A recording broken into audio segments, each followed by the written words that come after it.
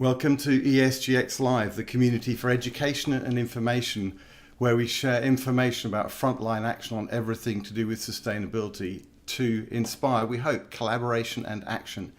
We have a fascinating discussion coming up today about a new book on the very important topic of how on earth we can take real world action on everything related to climate change by Ian Monroe. And we will also have in this discussion Alison Garcad, who will talk about emerging climate solutions, amongst other things.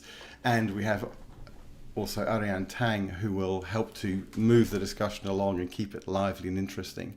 Just as a very brief welcome to everybody, please do say hello in the chat. Please do contribute your thoughts as we go through in the chat function. Please if you have questions, you can use the Q&A. That's the easiest for us, then we can keep track of them most easily.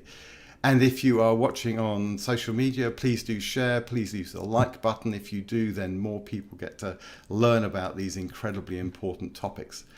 Just as a very brief introduction to why all of this is so important, we know in the world of investment into the energy transition, this is the Bloomberg New Energy Finance data that many of you will have seen. We've now gone past $1 trillion a year being invested. We need something like twice that amount, maybe $2 to $3 trillion a year, to be at the level that's really required to deliver the transition. So we are on the way, but we're nothing like there yet. And one of the other fascinating pieces of information to have come out recently is just to see where is the investment going in terms of the creation of the factories required to build the equipment and cars to deliver that energy transition. And as you'll see in the bars on the right of this graphic, it is almost all in China. The West is an enormously long way behind, although that is not often repeated in the news. The other part of this, which I think is incredibly important for all of us, is that all of this action has to be taken in a way which is as inclusive as possible. We can't just worry about our own countries and our own communities. So I'm fascinated to see how that theme comes out as we progress through. So with no more ado, I will hand over to my co-host Paul Herman in France to introduce the discussion a little further. Paul, over to you. Thanks, Nigel. Welcome, everybody. Great to have all of us together on ESGX. This is number 82 ESGX. And for those of you who are with us at the very beginning, Ian Monroe was a guest on ESGX number 1 that launched during COVID at the end of March. So since March 2020, we've set up a whole series of conversations to take action, to get educated, and to help provide a pathway for how we can solve the climate crises and the associated crises as well. Ian Monroe has been leading Etho Capital since its founding, as well as being a professor at Stanford University. And so the latest book, this is part of the book launch with his co-author that we'll talk about today and dig into details. And Alison and Ariane are here to help provide real tangible examples of what's happening. So really excited about that. And then just one disclaimer and disclosure before we get started. HIP Investor, which I founded 17 years ago, allocates to the Etho Exchange Traded Fund, which is part of our HIP fossil fuel-free portfolios. And Ian will share some information about that fund during this presentation as well. But it's mainly a how-to for society, for systems, on how to move forward. I'm going to show one slide before we dig in and then hand it off. And that slide is this, which is when we talk about the climate, you can see this carbon budget. And Ian's going to provide a more detailed version of this, of how to take all that carbon and run it down. But what's super important is you're going to hear things like 1 degree Celsius, 2 degrees Celsius. Sometimes you might even hear 4, 5, 6 degrees Celsius. If we do nothing, we're headed for that higher pathway. So taking action today is super important. But at least in the US, we talk about Fahrenheit versus Celsius. So usually you can almost double Celsius to Fahrenheit. And that means if the world's temperature was your own body temperature, this is a good way to think about it, and your own body temperature went up 1 or 2 degrees Celsius or 2 to 4 degrees Fahrenheit, you would have a fever. You'd have 101, 102 fever.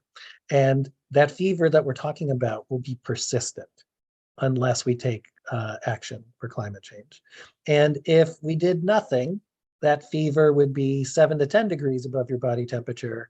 And basically you'd have the equivalent of Ebola or you would die. So it's super important for us to take action. Feel free to use this framework when explaining to other people these scientific terms around Celsius and Fahrenheit and relate it to body temperature. And that usually helps clarify and focus the mind. Okay, so I'm going to turn it over to our moderator, Oriane Tong, and she's a co-founder of the Climate Positive Alliance, along with HIP Investor and others. So we'll talk about that during this conversation as well. So Oriane, thanks for joining us. Thanks for your leadership, and look forward to learning more about how to solve for climate change. Thanks, Paul. Hi, everyone. I am Oriane. I'm excited to be here to talk about amazing climate solutions, and thanks for the much needed reminder of the emergency that we are all facing. I have a background in finance and sustainability. I'm based in London, originated from France. I've been involved in the climate and finance space for a few years now, and including as part of the Climate Positive Investing Alliance that many people on this panel are members of, and that hopefully you'll have a chance to look at and join if that's something that is interesting for you. We'll drop the link in the show notes. And I pass over to our wonderful panelists today, Ian and Alison. And just before that, I remind every one of you of the Q&A function. Don't hesitate to just drop a question that you'd have to keep this conversation as live and interactive as possible. And we'll also have a dedicated session for questions at the end. But yeah, again, the aim is to have this session interactive. And Ian, do you want to take over? I guess you're on mute. Thanks so much. I will actually first pass it over to Alison to introduce herself, and then I'll dive into a few slides here. So Alison, thanks for joining us. Tell us more about yourself. Yeah, thanks so much, Ian. So my name is Alison Gakad. I'm calling from Vancouver, BC, up in northern Canada, also known as the unceded territories of the Musqueam, Squamish, and Tsleil-Waututh. I'm a climate tech journalist based here in Vancouver, but I also cover a lot of climate policy, and I'm really excited to amplify the solutions that I've really been seeing on the ground here in Canada. So excited to pass it back over to Ian to walk us through how exactly we're going to solve climate change. Thanks so much, Alison, and thanks to all of you for joining us and the ESGX crew for keeping this going for now over 80 episodes and many more to come, I'm sure, which is fantastic. So I'll be going into the high-level framework that we talk about in this new Solving Climate Change book that just came out, that's actually originally designed as a college textbook, and I co-authored it with John Coomey, who's someone I've been teaching climate solution courses with at Stanford for years. And I won't go into our bios, but suffice to say, we've been working on many aspects of climate change for decades, originally as scientists and engineers and solutionists, and then have continued to teach in academia as well. And now, as Paul mentioned, I work in the investment world as my day job at Etho Capital, but I still teach courses on climate solutions at Stanford and elsewhere. And this book really came out of John and I teaching these courses at Stanford on climate solutions and being a bit shocked that there wasn't a good climate solution textbook out there There were books on climate science and why climate change is a problem, and some aspects of solutions like renewable energy technology books.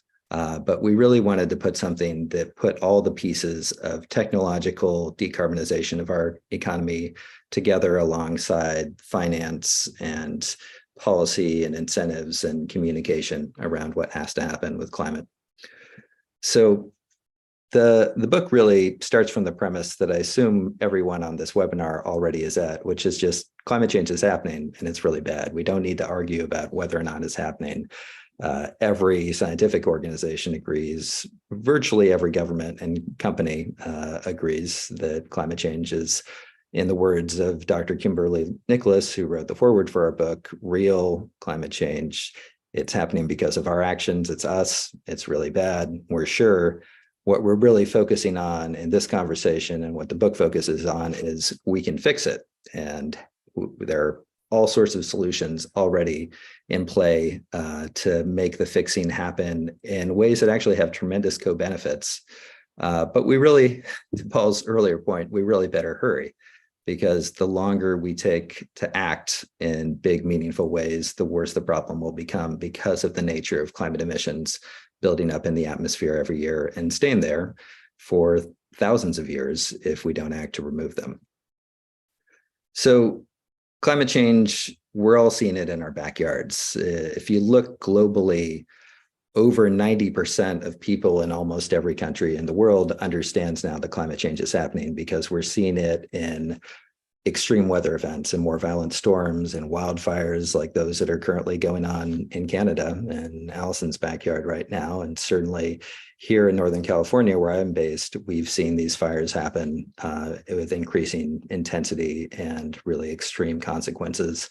But they're happening everywhere. We're also, on the flip side, seeing record floods in many parts of the world, including even in places like California that are also experiencing fires. And then, of course, there's drought. And then there's floods and famine and conflict and crime and war that even can be connected up to all these extreme impacts from climate change that we're already seeing. And for me, this is unfortunately extremely personal. I grew up on a small farm in Northern California, and I've seen it devastated by one of these huge wildfires in 2017 that destroyed my family's homes. Over 20 family members lost homes overnight. Some of our neighbors got trapped in their homes and died because the fire was moving on hurricane force winds that just pushed the flames much faster than people could even run. And this is something, again, it's happening everywhere. And if the fires aren't affecting you directly here in Northern California, you're breathing toxic air for several months out of the year, almost every year now, because of the smoke from these fires, which again are happening right now in parts of Canada. This is what the climate science says needs to happen. And really important to note, particularly for the ESG investing community that tunes in to these conversations on ESGX, it is no longer enough to get to net zero emissions by 2050.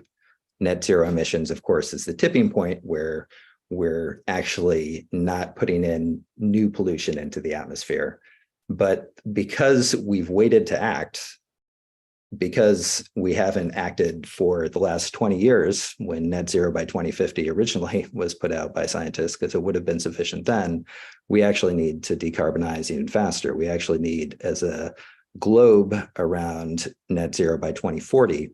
And importantly, net zero is just the transition point. It's the point where we're not putting in new pollution into the atmosphere, but actually to get back to a healthy, stable climate that humans and every other species evolved with, that would reverse the climate damages as much as we can that are already happening, we actually have to get to net climate positive, where we're removing more emissions that are going up into the atmosphere. And so this chart is showing that transition from our current level of pollution to net zero, and then beyond that to net positive, where we actually have net removals.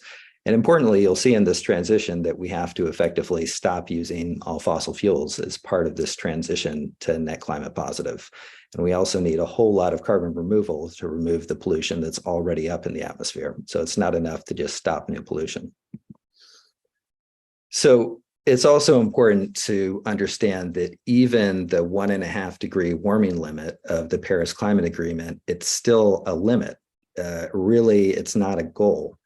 We should not be aiming for a 1.5 degree warmer world, because that world already has even more wildfires and floods and droughts and conflict and famine than we're seeing already connected to climate change. So really, 1.5 degrees, we're hoping to keep warming under that, but we should be aiming ultimately to return to effectively 0 degrees of warming, to the healthy, stable climate that we all have evolved with as humans and every other species. And a 1.5 degree world is going to be a much worse world than we're currently in. So really, the goal is to transition to net climate positive as quickly as possible. So the book is all about how to get there. And there are 3 essential elements of getting to net climate positive. We effectively have to end our use of all fossil fuels, not just coal, but also oil and gas. We also have to minimize non-fossil emissions, so methane, for example, from livestock and other sources, and also carbon dioxide from deforestation. And then we need to transition our planet's biosphere, its oceans and its land base, including ag and forest, from being a net source of climate pollution to actually being a net sink, where we're removing more pollution than we're putting up there. And we need to be working on all these aspects essentially from every angle, from bottom-up community action to company level action to investors and donors, and of course, governments and policymakers at all levels. And in the book, a core piece of what we talk about, which we're going to get into some examples of solutions and action in these different categories, are 8 elements of climate action that need to happen.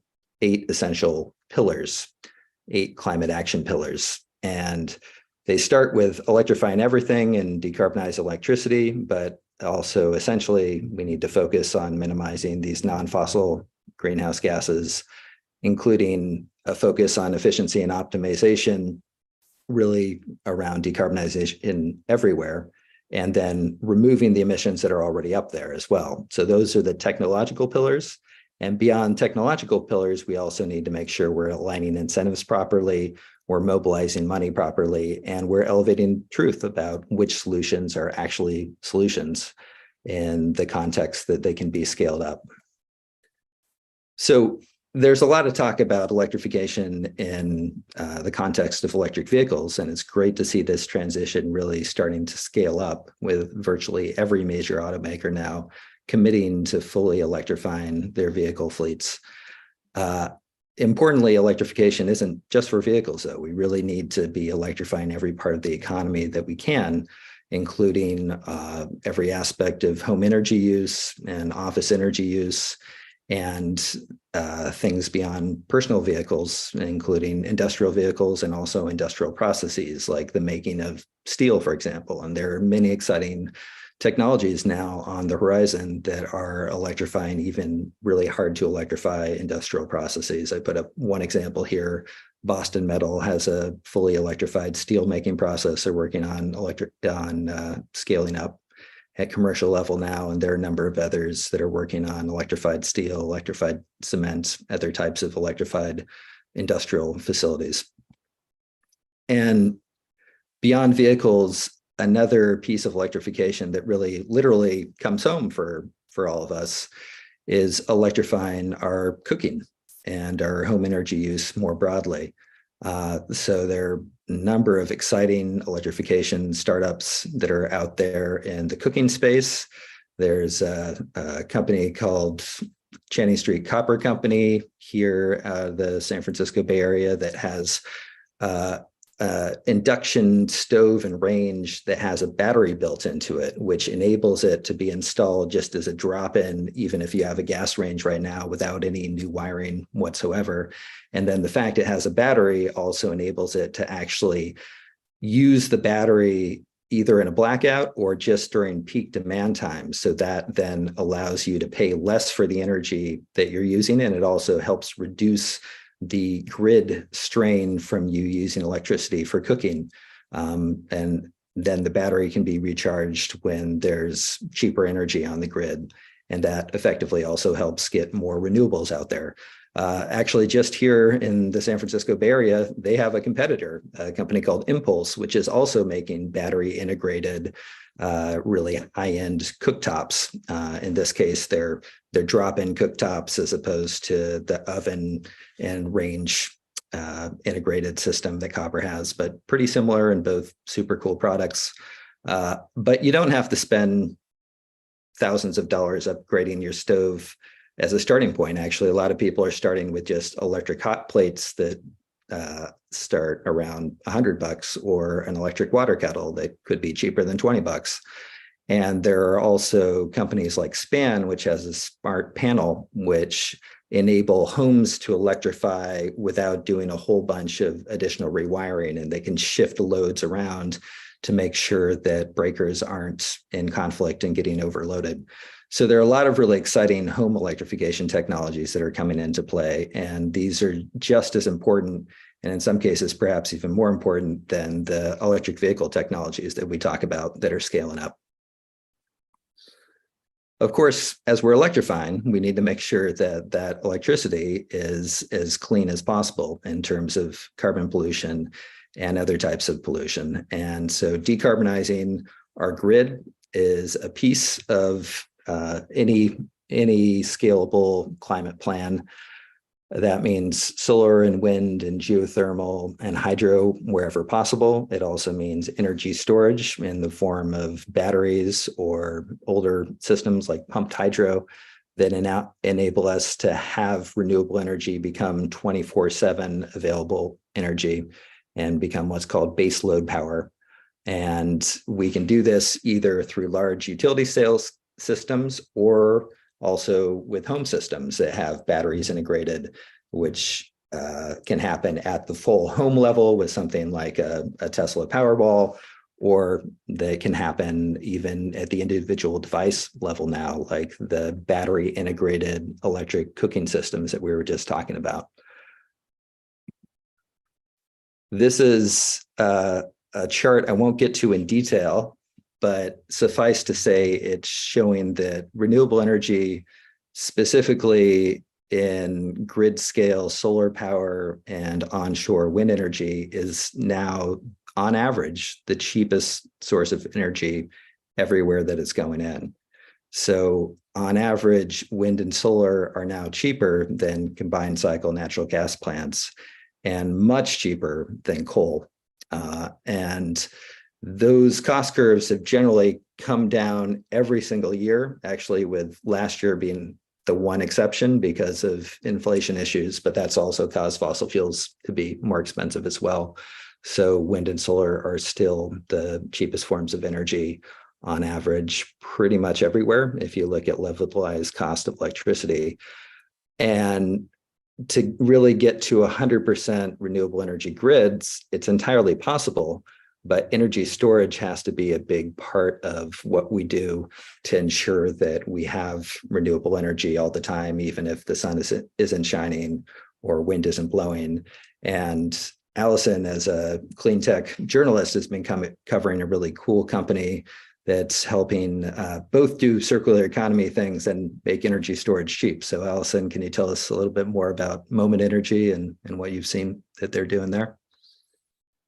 Yeah, Moment Energy has found a really interesting solution when it comes to retired electric vehicle batteries. So when it comes to the end of the lifespan of your typical electric vehicle, there's actually still a capacity of about 80% in terms of its ability to still be in service. So what the co-founders of Moment Energy did was create a battery pack essentially composed of retired electric vehicle batteries that they've stacked on top of each other. And how they're starting to deploy it is actually in these situations of renewable technologies that are generating renewable electricity. So for example, as Ian mentioned, when it comes to solar and wind and that issue of intermittent energy being produced, employing a energy storage solution like Moment Energy will allow for electricity to power whatever it needs to be powered, even in times when the sun isn't shining or the wind isn't blowing.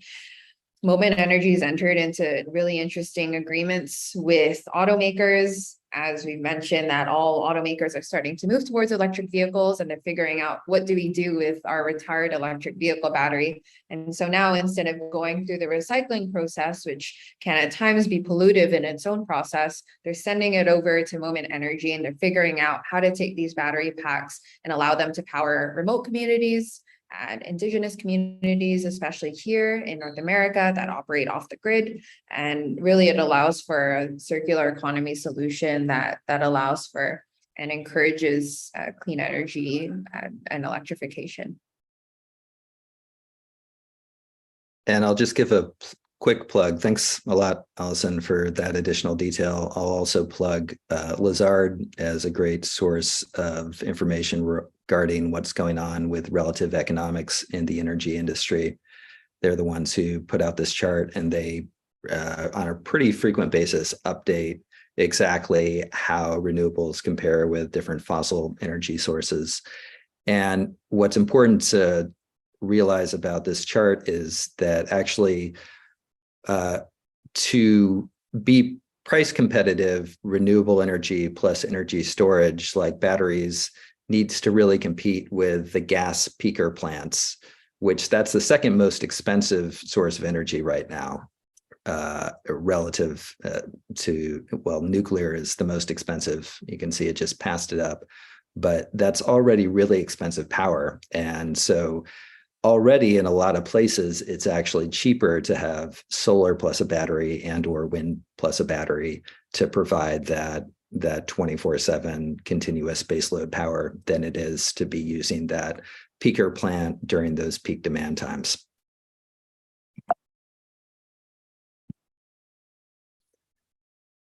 So we have to, of course, think beyond the electrification and renewable energy sides of the climate equation, and also look at what's going on with non-fossil sources of climate pollution.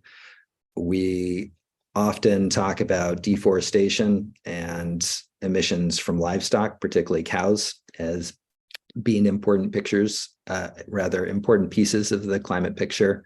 And they certainly are. We do need to end planetary deforestation as quickly as we possibly can, and also conserve other types of high carbon ecosystems like peatland, and ideally even reforest areas that have been deforested already. The more we're shifting towards plant-based diets and alternative meat and dairy substitutes, the more that helps in that transition. And there are things we can do to manage methane as best we can, even with existing animal agriculture, including some really exciting catalytic and algae-based feeds now for cows. They can dramatically reduce the methane that they produce just as their regular chewing on food and burping up methane living process. Another big source of methane is actually rice. The way that we grow rice can have big variations in methane emissions. And so shifting towards smarter rice cultivation techniques and varieties that minimize methane production is another thing we can do. We're never going to be able to get to entirely zero non-fossil greenhouse gas emissions. So it's really about minimizing as best we can, and then having other technologies that have carbon removal, for example, to get us beyond net zero to net climate positive. Another source of emissions that may actually be somewhat surprising is contrails for flying around in airplanes. Actually, just those clouds have substantial warming impacts.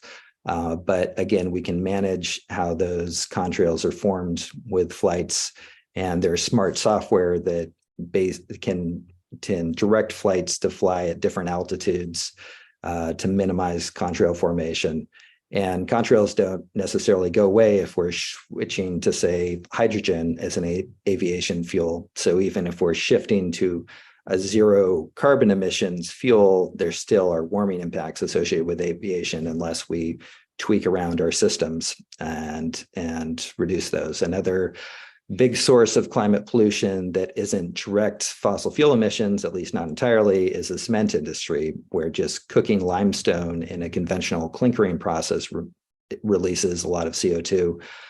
Exciting to hear there are also a number of clean cement technologies now that are not just electrifying cement production, but actually creating cement in new ways that doesn't produce all that climate emissions in the process. And on the previous slide, I see that the audience is reacting with a remark from Francisca about also the ocean's potential to sequester CO2. There was also a question during the registration phase about the potential of for terrestrial forests to be able to capture that. Would you be maybe able to dig a bit more on this topic that you mentioned with the reforestation and fighting deforestation before? And just before you do, Ian, I'll just explain this picture I popped up here, which is to this point about lime and cement. This is a plant in Belgium, which is an innovative kiln for lime and cement, running at about 30,000 tons a year, which captures all the CO2.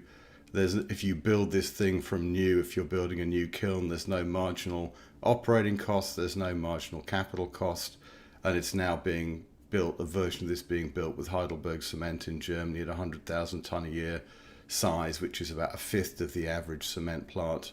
And if you were doing this at full scale, you just build 5 of these. So this is kind of here now technology being built as first of a kind at full scale, but it's a great example of one of the things which is not necessarily well talked about, but is here already. Great example, Nigel. Thanks a lot for sharing that. And I'll continue with the flow because I'm going to get into carbon removal, where that's, I think, the best place to talk about both the role of forests and the role of our oceans in climate solutions. Before getting there, just quickly want to touch on efficiency and optimization. Often, previously, climate solution conversations would start here. They'd start talking about efficiency as a low-hanging fruit. We just need to make our devices more energy efficient. And that certainly is true, but there's no way we can solve climate change through efficiency alone. Efficiency makes everything easier. The more we optimize our systems, the fewer emissions they produce, the easier they are to decarbonize beyond that. And in the book, we talk about thinking about efficiency and optimization beyond just energy efficiency, but really efficiency around attaining a desired outcome. So for your diet, thinking about plant-based foods as actually just a more efficient way to eat, particularly if you can get a plant-based burger that is really similar to whatever conventional burger you're used to eating, for example.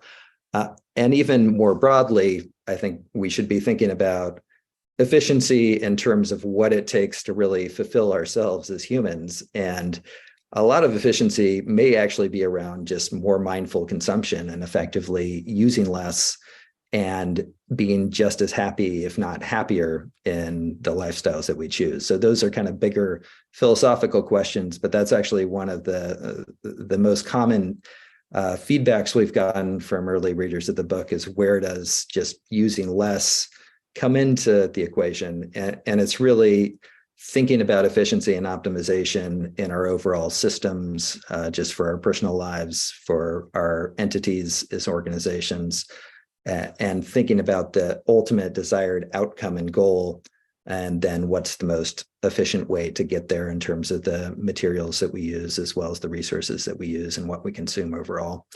And certainly we want to be promoting switching to systems that at the same time, just in general, are innovating and reducing emissions in every aspect of our lives. There are some efficiency aspects that have been forced upon us lately with our COVID realities, like remote work, that actually just is elevated that, hey, we don't really need to be getting on planes all the time to go around to have meetings, or even getting in a vehicle all the time to go into the office to do work that would have us staring at a computer the same way we could be staring at a computer at home. So that gets into efficiency of outcomes, efficiency of ultimate goals, and that bigger picture thinking there. And we're even seeing governments now banning inefficient technologies, banning inefficient lights, for example, and now starting to ban even internal combustion engine vehicles in a number of countries. So that's another way that efficiency can get forced to scale up much more quickly. One of the most exciting technologies in terms of electrification also is a massive improvement in terms of efficiency. And that's actually true for a whole lot of electrification technologies. Electric vehicles are just much more efficient at transferring energy to wheels to move you around than an internal combustion engine is. That's where all that heat comes from in a nice vehicle, right? It's all inefficiency. Speaking of heat, if you want to heat or cool your home, by far the most efficient way to do that is to use a heat pump. And you can also use that to heat or cool your water. And so scaling up heat pump technology in homes and office buildings everywhere both helps with electrification and renewable energy integration. It also helps make systems just inherently more efficient. So getting into forests and oceans, they need to be a big piece of carbon removal, which, as mentioned, is really essential for solving climate change. It's no longer enough to just get to net zero, to hold emissions at zero. We now need to get to the point where we're actually going climate positive, aka carbon negative, where we're removing the emissions that are already up in the atmosphere. The biggest challenge with carbon removal technologies is permanence, and whether or not that carbon that's being removed is going to stay out of the atmosphere, ideally for thousands of years. And any sort of natural systems have a challenge with impermanence that unfortunately is only getting heightened with climate change. And I've seen this personally as I've actually worked on a number of forest carbon projects around the world. And I've even worked on a project up in Oregon that verified a bunch of carbon offsets through more sustainable forest management, but then that forest went up in a wildfire. And so all that carbon benefit that was legitimately accruing all of a sudden literally went up in smoke.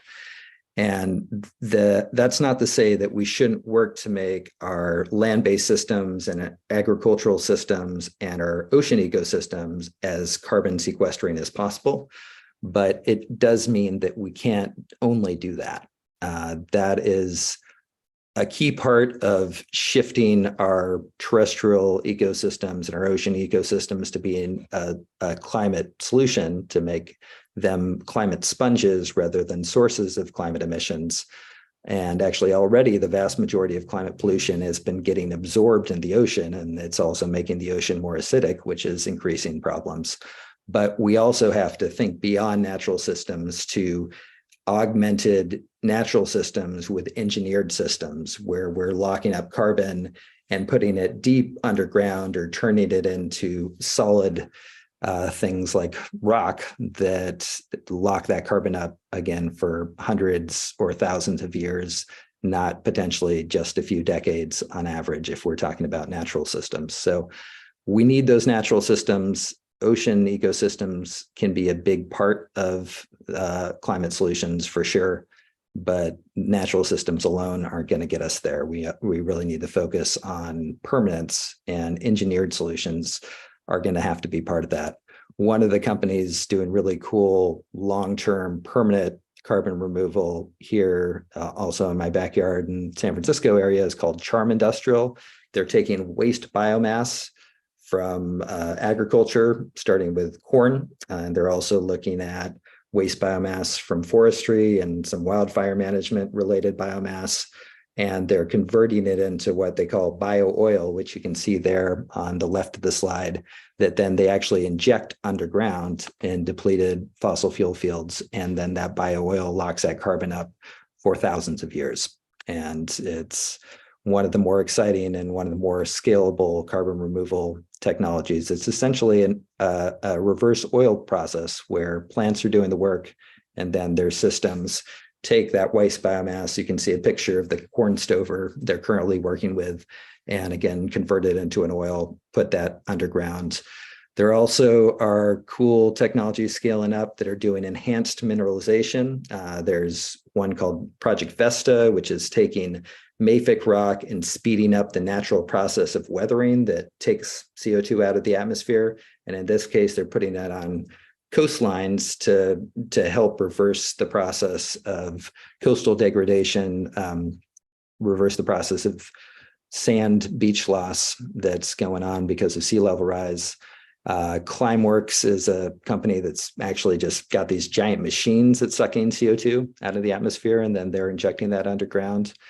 And ARCA is another exciting technology that Allison's been covering. So I'll let her explain more about what ARCA is up to and what makes them exciting.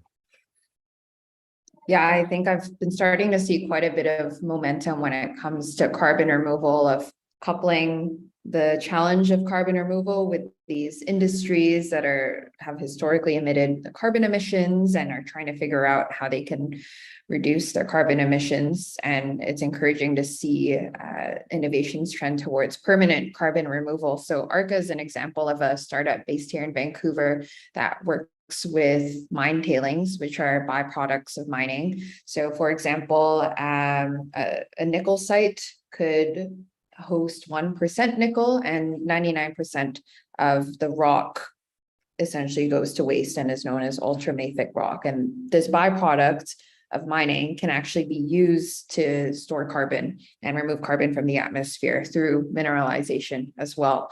So it's exciting to see what has historically been regarded as a waste product in the mining industry be used as a climate solution and really potential for permanent carbon removal.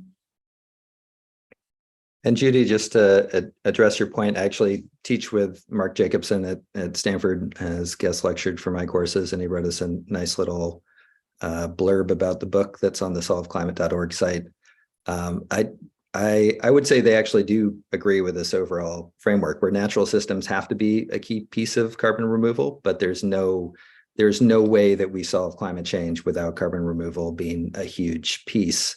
If you look at all the climate models, carbon removal is in there. That's everything below zero. That's everything net climate positive and beyond. So that doesn't mean we stop emissions as net sources, but there's just absolutely no way that we hold to 1.5 degrees warming and go beyond that to get back to the healthy, stable climate around 280 parts per million CO2 in the atmosphere that humans evolved with every other species, without carbon removal being massively scaled.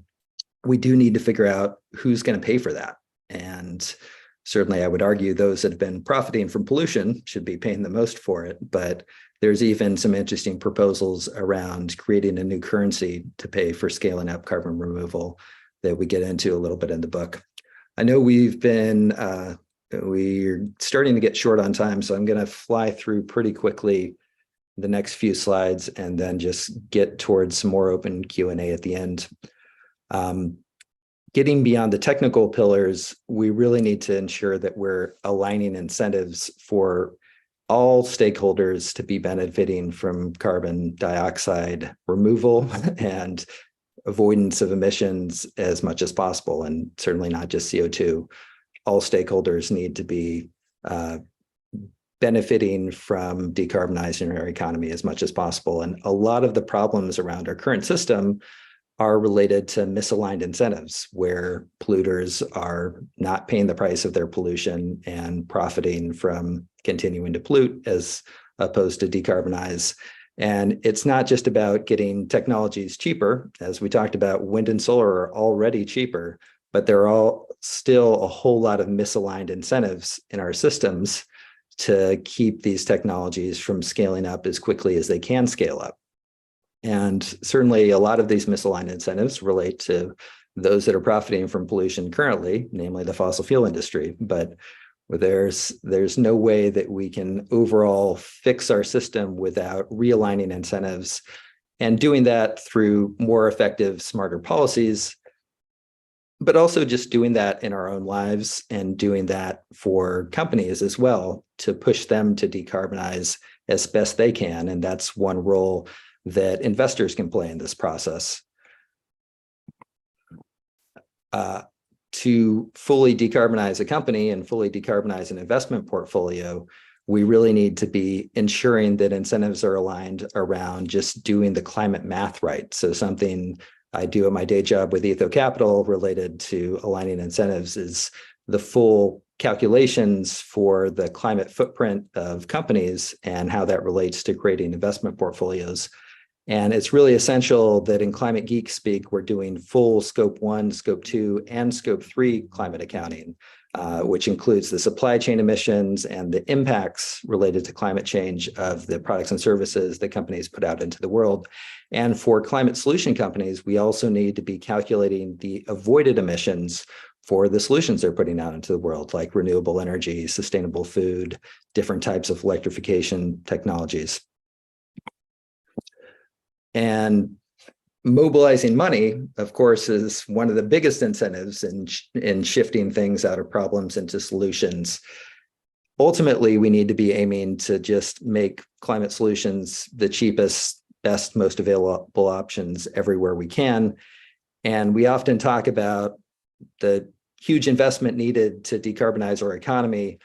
I'd actually flip that argument on its head and say it's much more expensive to maintain the status quo. The UN estimates that we need to put somewhere around 4 trillion per year invested in the climate solutions, but we're already in cash spending more than 6 trillion per year on our current fossil fuel infrastructure. So just flipping that money already is more than sufficient to shift into the climate solutions at the scale that we need to. And if you look at all the subsidies for fossil fuels, including all the price of fossil fuel-based damages linked to pollution from fossil fuels beyond climate change and just direct air pollution, we're actually subsidizing the fossil fuel industry to the tune of over 20 trillion per year. So it's far more expensive to currently continue with the status quo system that it is to decarbonize our economy and shift in a really big, meaningful way. With Etho, just in public markets, we've seen that on average, more climate efficient, sustainable companies financially outperform over time. And of course, I should make regulators happy and say past performance can't guarantee future returns. But if you look at a broad-based index of decarbonization leaders in effectively every industry of the economy, aside from fossil fuels and a few other unsustainable industries, climate leaders are financially outperforming on average. Essentially, we also need to, as a final pillar, be elevating truth around climate solutions, which solutions really are solutions versus those that are just greenwashing, and overall truth about the necessity to act on climate. But not just dwelling on the gloom and doom of what's happening, really elevating that we have all the solutions we need. It's really just a matter of scaling them up and acting on all these different pillars of climate action to ensure that they're scaling up as quickly as we possibly can. So there's lots of different ways to effectively spread the word about what needs to happen in terms of decarbonizing the economy. I've listed a few of them here. I won't go into them in great detail. Certainly what ESGX is doing with this event and more broadly is part of this equation. It's important to know that we're often kind of preaching to the choir in these conversations where we're talking with people who already care about climate change, but most people still don't actually fully understand why climate change is happening. Over 90% of people in every country that I've seen surveyed understand that climate change is happening because at this point we can almost all see the impacts in our backyards. But fewer than half of people in a whole lot of countries understand that climate change is happening because of burning fossil fuels more than anything else. And of course, deforestation and unsustainable animal agriculture and some other things factor in there as well. But when the vast majority of people still don't understand why climate change is happening, it's hard to then advance the conversation about solutions. And that is a factor that has come from really deliberate misinformation campaigns coming out from the fossil fuel industry. And that's something that we all collectively need to be working to reverse. A key piece related to that we should be elevating into the conversation is that solving climate change will have massive co-benefits for the world. The fossil fuel industry currently kills somewhere around 9 million people every single year and has for decades. That's based not on some research from some obscure NGO, that's peer-reviewed research coming out of the Harvard School of Public Health, and a number of similar studies have found similar numbers. To put that number into context, that means that fossil fuels are currently killing far more people than COVID ever will, and actually collectively have killed probably more people than every single war in human history, certainly within the last century. And it's pretty staggering when you put things into those terms. This is an industry that we still allow to exist. And again, this is probably a conservative estimate because it doesn't include diseases and deaths linked to cancer and fossil fuel funded wars and oppression, inequality, etc. This is just primarily direct air pollution deaths. And it's not even factoring in additional air pollution deaths linked to climate-driven wildfires, for example, which already have reversed all the progress on the Clean Air Act. So this is Ian, just let's just take a quick pause, though. Can we just take a quick pause and back up a second? You made an important point about elevating truth. I think, Allison, you had a story to share about how best to elevate truth, because this is, we live in a time when what is truth and who is speaking truth and who believes the truth they hear.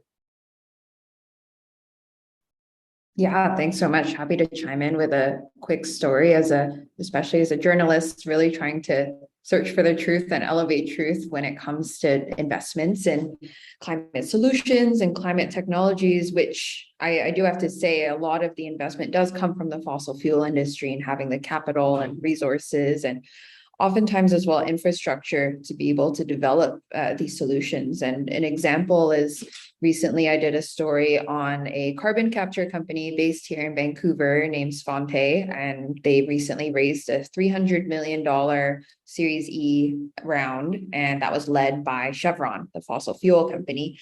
Now, this investment is directly in line with Chevron's climate strategy because Chevron is aiming to reduce carbon emissions while continuing to expand oil and gas production. Svante is a company that captures CO2 from the source of industrial emissions. So this is known as carbon avoidance because it doesn't actually remove existing CO2 in the atmosphere. It removes CO2 from what was going to be already emitted.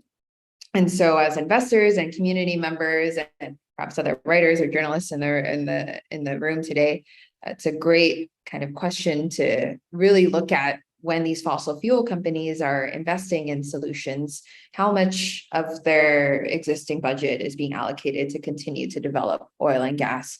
So as I mentioned, Chevron's strategy is dual-ended here. The company's budgeted $17 billion in capital expenditures, and the majority of that spending is still going towards fossil fuels. And only $2 billion is actually going to lower carbon initiatives. So while in our pursuit for truth and looking for truth, we may see companies such as Chevron or other big investment players advocate and highlight the climate solutions that they're investing in, when in reality, you look at how much is actually being invested in, it's perhaps a lot lower than the tune to which they're singing it to. So yeah, a short anecdote in terms of what it means to look into and dig into how these players are getting involved and it's spinning narratives of their own and what it means to dig into that. Thanks so much, Allison. And I'll, at this point, just briefly say that's one of the reasons that we've collectively come together to launch the Climate Positive Investing Alliance, is to really elevate truth and push investor targets towards what climate science just says is necessary. And it's been great having Ariane and Allison and Paul and a number of others helping us in this adventure.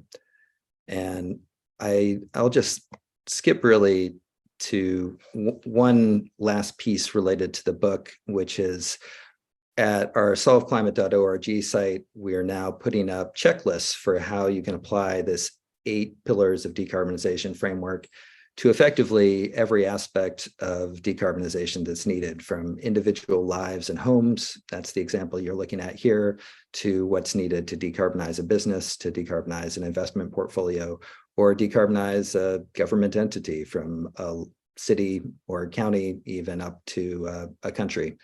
And that's what we hope this framework is useful for, as well as just overall teaching students. And with that, I'd love to hand it over to Ariane to get into any additional thoughts that you'd like to share, and I'll stop talking. Thanks a lot, Ian. I guess it's wonderful to have this kind of summary of your 8 broad solutions to solve the climate crisis. We'll have 5 minutes to wrap up. I think one question that has been catching a lot of attention today has been around carbon capture versus GHG reductions. I think it's important, and you've laid out really well, that it's a matter of doing both at the same time. It's a matter of reducing our emissions, and within all kind of all aspects of our lives, of society, of us as citizens, of us as consumers, of us as employees, and of us as investors. And I guess something that can be helpful to have a kind of overview of your impact.